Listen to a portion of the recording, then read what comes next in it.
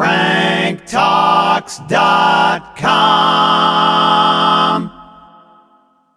This story is about a woman who got a lot of free meals at expensive restaurants, paid for by a lot of men. She was never attracted to any of them. Is that the story, Frank? She dated hundreds upon hundreds of men that she met online. Very attractive lady. She's a blogger in New York.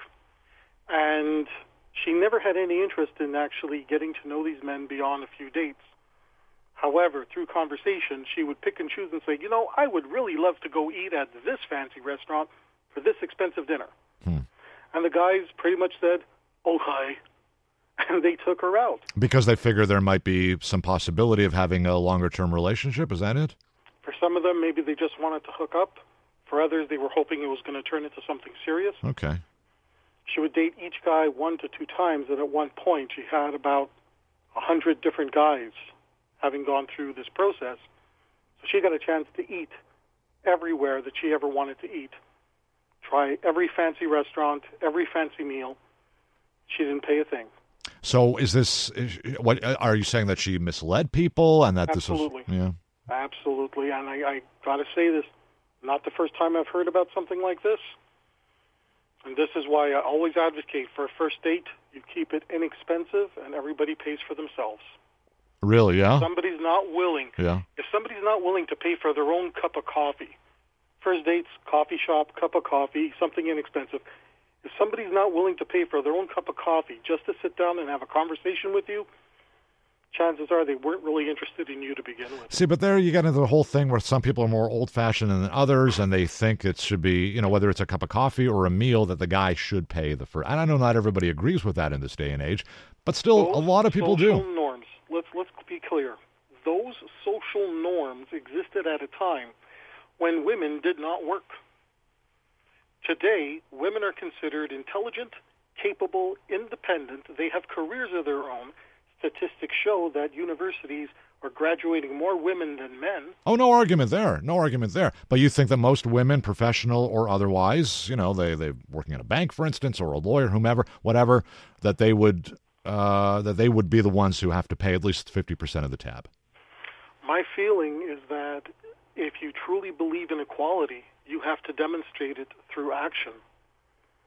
And you don't want to be in a position where you're fighting over a $20 bill when you could be meeting the most amazing soulmate of your life. Fair enough. Frank, we're basically out of time, but listen, food for thought as usual. Appreciate it very, very much.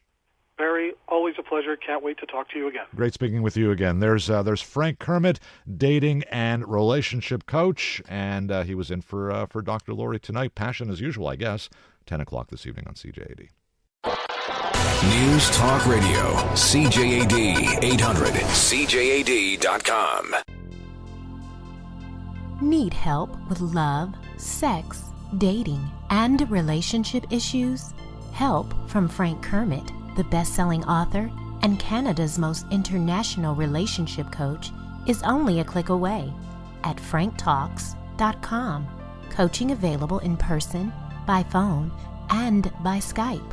For singles, couples, and alternative lifestyles, franktalks.com.